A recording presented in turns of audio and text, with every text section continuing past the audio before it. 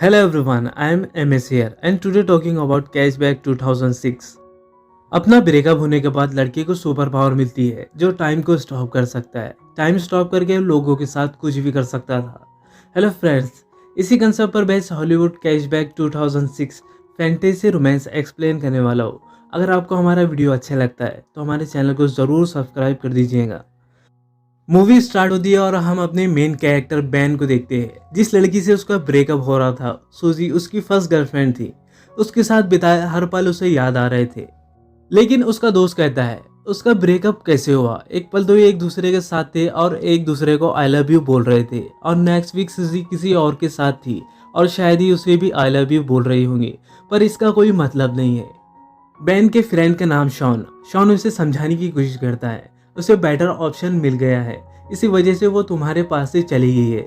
उसके बारे में तुम्हें ज़्यादा सोचना नहीं चाहिए। तुम किसी ब्यूटीफुल सी लड़की से डेट करो, सूजी को जेलस लगेगा और वो फिर वापस आ जाएंगी। शॉन का लड़कियों के साथ बहुत ही घटिया एक्सपीरियंस था। लड़की ऐसे मारकर चली जाती तो बैन इसकी एडवाइस नहीं लेना चाहता। बैन आर्टिस्ट बनना चाहता है। जब भी उसकी ड्राइंग क्लास शुरू होती हमेशा वो लड़कियों को ड्रॉ करता। हमेशा उसे सूजी की याद आती रहती थी। एक रात उसने कॉल किया और पूछा कि हम एक साथ रह सकते हैं। सूजी ने उसे मना कर दिया। वो दिन रात अपने बेड पर पड़ा रहता।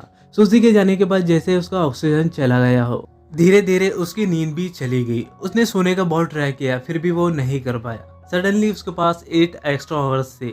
वो अलग अलग चीजें ट्राई करता, फिर भी उसका टाइम पास नहीं हो रहा था। वो कुछ भी करे तो सूजी की याद हमेशा उसके साथ रहती थी। एक रात वो ग्रोसरी लेने गया जहाँ पर वो नोटिस देखता है जिन्हें काम करने के लिए स्टाफ की जरूरत थी।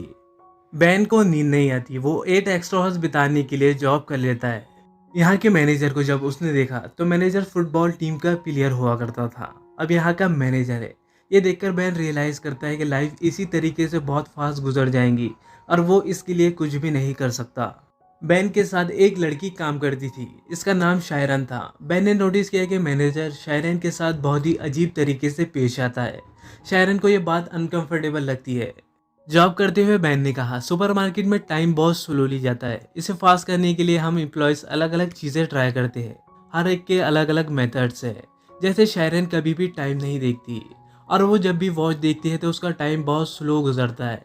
यहाँ पर जॉब करने वाले उसके फ्रेंड्स पेरी और मैड, ये हमेशा एक दूसरे के साथ गेम खेलते रहते हैं। कभी शॉपिंग मॉल में रेस लगाते हैं, कभी लड़कियों के सामान में कुछ अलग चीजें रख देते हैं। इसी तरीके से हर कोई टाइम पास कर रहा था, लेकिन बैन ने कहा मेरा तरीका कुछ अलग है। जब बैन का ब्रेकअप हुआ उसका टाइम गुजारना बहुत मुश्किल था। एक सुपर पावर थी उसमें आ गई थी। ये सुपर पावर थी टाइम को स्टॉप कर पाने की। वो अपनी पावर से सबको स्टॉप कर देता और सारी चीज़ें घूमने लग जाता और सुपरमार्केट की सारी ब्यूटीफुल लड़कियों को नोटिस करने लग जाता था। उसे लगता है कि सारी लड़कियों में कुछ अलग सी पावर होती है। बैन जब छोटा था तो एक फॉरेन स्टूडेंट उनके घर पर आई हुई थी। वो बहुत ही खूबसूरत थी। वो हमेशा उसे देखता रहता। बैन जब भी टाइम स्टॉप करता था तो हमेशा लड़कियों की न्यू ड्राइंग करता। उसने एक नावल में पढ़ा था कि लड़कियों को पेंटर्स के साथ अफेयर करना बहुत अच्छा लगता है क्योंकि उनकी ब्यूटी जैसी है वो देख सकते हैं। ऐसे ही बैन अपना टाइम गुजारता था और जब वो अनपॉज करता तो बहुत सारा टाइम गुजर जाता। अगले दिन बैन से मिलने शॉन आया। शॉन को पता था कि बैन अभी अपनी एक्स गर्लफ्रेंड के बारे में सोच रहा है। वो उससे कहता है कि तुम्हें आगे बढ़ना चाहिए। शॉन हमेशा उससे यही बात करते रहता है तो इस मोमेंट को बैन फ्रीज कर देता है। एक्चुअल में शॉन और बैन बचपन के बहुत अच्छे फ्रेंड्स हैं। जब शॉन की मदर बाहर चली जाती तो दोनों मिलकर न्यूड मैगजीन देखा करते थे। एक दिन वो देख रहे थे तो शॉन की मदर वापस आ गई। वो इन दोनों की फ्रेंडशिप को कुछ अलग ही समझती है। शॉन बैन से कह रहा था कि तुम्हें क्लब मेरे साथ चलना चाहिए। बैन को अपने बचपन का किस्सा याद आ जाता है। उनकी स्टेट पर एक लड़की थी जो पैसों के लिए न्यूड हुआ करती थी और ये सारे फ्रेंड्स लाइन लगाकर उससे मिलने के लिए जाते थे। इसके बाद हम देखते हैं अगले दिन बैन और शेरन की नज़रों से नज़रें मिली थी। लॉकर रूम में शेरन को भूख लगी थी तो बैन का सैंडविच मांग लेती है।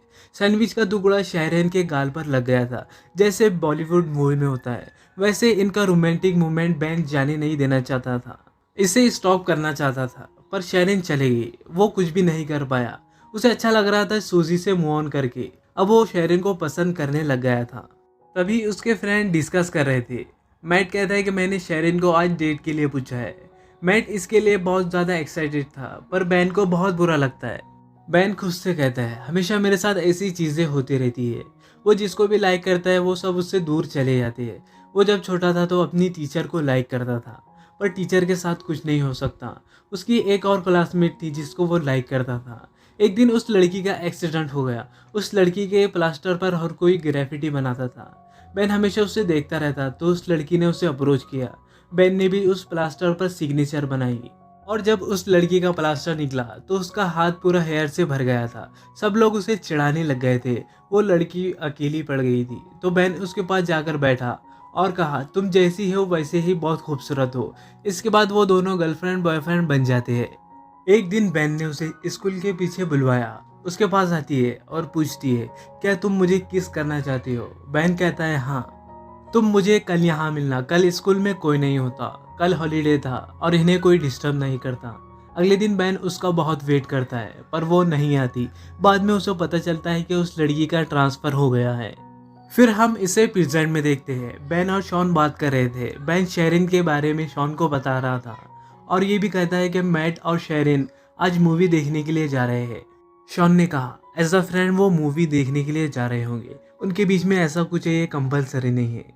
अगले दिन बैन जॉब पर जाता है, तो मैट अपने फ्रेंड से शेरिन के बारे में कह रहा था, और वो बता रहा था कि शेरिन और वो इंटीमेट हुए थे। बैन का दिल टूट जाता है। इस मोमेंट पर उनके मैनेजर पास आते हैं और कहते हैं, मैंने अपने ओल्ड फ्रेंड के साथ एक बेट लगाई थी। उसकी टीम के साथ हम सबको फुटबॉल खेलना है। इस फुटबॉल मैच में मैट को सपोर्ट करने के लिए शेरिन भी आई हुई थी। इनमें से किसी को फुटबॉल खेलना नहीं आता था, तो बहुत ही बुरी तरीके से हार रहे होते हैं, और अपोजिट वाली टीम के 26 गोल हो चुके थे। बैन को बोर होने लगता है। फिर से वो टाइम को स्टॉप कर देता है। टाइम स्टॉप करके वो कहता है कि मुझे हमेशा ये सेफ लगता है और इसे कोई डिस्टर्ब नहीं कर सकता। और वो कैफेटेरिया में गया और अचानक से उसे एक आवाज़ आई।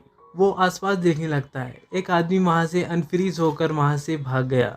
बैन सिर्फ अकेला ही नहीं जो टाइम को स्टॉप करके घूम सकता है। घूम फिर कर फिर बैन मैच में आया। इनका लास्ट गोल था, तो मैट ने फुटबॉल को जोर से किक किया, तो मैनेजर की नाक तोड़ देता है और उसे हॉस्पिटल ले गया। बैन को कहता है कि शेरिन को घर छोड़ देना। बैन और मैट कॉफ़ी और शेरिन कॉफ़ी के लिए आए। बैन शेरिन से पूछता है, तुम और मैट डेट कर रहे हो क्या? शेरिन ने कहा, ऐसा कुछ नहीं है, हम एज अ फ्रेंड मूवी देखने के लिए गए थे। बैन को ये बात सुनकर बहुत अच्छा लगता है। शेरिन का एक बॉयफ्रेंड था जिसे वो छोड़ चुकी है। बैन अपने ब्रेकअप के बारे में बताता है। वो दोनों एक दूसरे को अच्छी तरह से जान लेते हैं। शेरिन ने कहा वो नाइट में स्पेनिश सीखती है। शेरिन को अलग अलग प्लेसेस घूमना अच्छा लगता है और वहाँ के लोगों के बारे में जानना अच्छा लगता है। स्पेनिश सीखने के बाद वो स्पेन में टीच करेंगी। उसे साउथ अमेरिका भी बहुत अच्छा लगता है। वो साउथ अमेरिका जाना चाहती थी। वो बैन को उसके ड्रीम के बारे में पूछती है, तो बैन ने कहा उसे ड्रॉ करना बहुत अच्छा लगता है। शायद एक दिन उसका भी आर्ट गैलरी में एग्जीबिशन होगा। शेरिन ने कहा हमेशा वो एक आर्टिस्ट से मिलना चाहती थी, क्योंकि वो दुनिया की किसी भी चीज को खूबसूरती से देख सकते हैं। ये बात शेरिन की बैन को बहुत अच्छी लगती है। ने शेरिन को घर पर छोड़ दिया। ये दोनों किस करने वाले थे, पर ये सही से नहीं हुआ। अगले दिन मैनेजर ने अनाउंस किया कि उसका बर्थडे आने वाला है, तो सबको इसकी पार्टी में आना पड़ेगा। शेरन बैन से पूछती है, क्या तुम उस रात मेरे साथ चलना चाहोगे? तो बैन कहता है हाँ। इन दोनों की ऑफिशियल डेट थी। बैन ने मैनेजर को बुलवाया। बर्थडे पर एक सरप्राइज स्टीपर भी होनी चाहिए, इसका इंतजाम तुम करोगे। पर बैन को नहीं पता था कि वो इंतजाम कैसे करेगा। वो शॉन की हेल्प लेता है। शॉन को इन सब में बहुत अच्छी नॉलेज होती है। उसे वो एक पब में ले गया। वो एक लड़की से बात करता है। लड़की ने कहा कि वो उस रात बहुत बिजी है, इसलिए वो उसकी फ्रेंड को भेज देंगी। कल रात के बाद बैन को शेरिन ही दिखाई दे रही थी। वो टाइम को स्टॉप करता है और उसे ड्रॉ करना शुरू कर देता है। कुछ दिन बीत गए और मैनेजर का बर्थडे था। शेरिन बैन से पूछती है, क्या तुम मेरे साथ डेट पर चलोगे? तो बैन कहता है हाँ, ऑफ कोर्स मैं चलना चाहता हूँ। जाते हुए शेरिन बैन को प्रॉपर से किस करके जाती है। इतने दिनों के बाद बैन को नींद नहीं आ रही थी। आज रात वो बहुत सोया। उठने के बाद उसे आर्ट गैलरी से कॉल आता है। बैन के पिक्चर्स उन्हें बहुत अच्छे लगे और उसे बुलाया था। बैन इसके लिए बहुत ज्यादा एक्साइटेड हो जाता है, पर उसके फ्रेंड उसके साथ मजाक कर रहे थे। वो रात को बहुत अच्छे से रेडी होकर शेरिन के घर पहुंचता है। वो शेरिन को अपनी आर्ट की गुड न्यूज देता है। उसे भी बहुत अच्छा लगता है। वो दोनों पार्टी में है, पर बैन वहाँ सूजी को देखता है। पार्टी में ऑर्डर की गई स्टीफर भी आई हुई थी। ये वही स्ट्रिपर थी जो शॉन और बैन बचपन में देखने के लिए जाया करते थे। शॉन मौके का फायदा उठाकर डेट के लिए पूछता है, पर वो लड़की बचपन ही से शॉन को जानती है, तो इससे कोई प्रॉब्लम नहीं होगी और शायद इनकी भी लव स्टोरी यहाँ से शुरू हो जाएगी। पार्टी में बैन वॉशरूम में जाता है तो वहाँ सूजी भी थी। सूजी को बैन के साथ बहुत बुरा लग रहा था। वो रियलाइज करती है कि उसके लिए बैन परफेक्ट था। वो बैन को फिर से पाना चाहती थी, पर बैन उसमें कोई भी इंटरेस्ट नहीं दिखा रहा था। इसी के पैरेलल हम देखते हैं मैनेजर शेरिन के साथ बदतमीजी कर रहा था और उसे हरेस करने लग जाता है, तो शेरिन गुस्सा होकर वहां से निकल गई और जब उसने बैन को सूजी के साथ देखा तो उसी मोमेंट पर सूजी बैन को किस कर रही थी। अगली मोमेंट पर बैन ने उसे दूर कर दिया। शेरिन ने देखा नहीं, वो गुस्से से यहाँ से चली गई। बैन रियलाइज करता है कि शेरिन को क्या लगा होगा। उसने टाइम को स्टॉप कर दिया और सोच रहा था कि शेरिन को क्या बताएगा, पर वो कुछ भी नहीं कर पाता। वैसे उसने 2 दिन से टाइम को स्टॉप करके रखा था। अनपॉज करने के बाद भी वो शेरिन को मना नहीं पाता। उसे मिलने के लिए गया, पर शेरिन उसकी कोई भी बात नहीं सुनती। उसे नींद आना बंद हो जाती है। जैसे हमने देखा था कि बैन के फ्रेंड ने उसे प्रैंक कॉल किया था और उसे एक आर्ट गैलरी में बुलवाया था, तो बैन एक्चुअल में गैलरी पहुंच जाता है और वहां के एजेंट से वो बात करता है। बैन को पता चलता है कि उसे कोई भी अपॉइंटमेंट नहीं दी गई थी, पर एजेंट उसके आर्ट देख लेता है और उसे ड्राइंग बहुत पसंद आ गई। वो बैन को अपॉर्चुनिटी देना चाहता है। अब वो उसका आर्ट शो होने वाला है। इसका इनविटेशन बैन शेरिन को देकर आता है। इस एग्जीबिशन में शेरिन की जो भी ड्राइंग बनाई हुई थी सिर्फ यही लगी हुई थी। ये सब बहुत ही खूबसूरत था। बैन से आर्ट की एजेंट बात करने लगी और वो कहती है कि मुझे तुम्हारी ड्राइंग बहुत पसंद आई और वो न्यूयॉर्क से थी। वो उसे बहुत बड़ी अपॉर्चुनिटी देना चाहती है। बात करते हुए बैन ने नोटिस किया कि शेरिन भी इस एग्जीबिशन में आई हुई है। आर्ट एजेंट पूछती है कि तुम फ्यूचर में क्या करना चाहोगे। बैन कहता है कि मुझे साउथ अमेरिका में ट्रैवल करके ड्राइंग करनी है।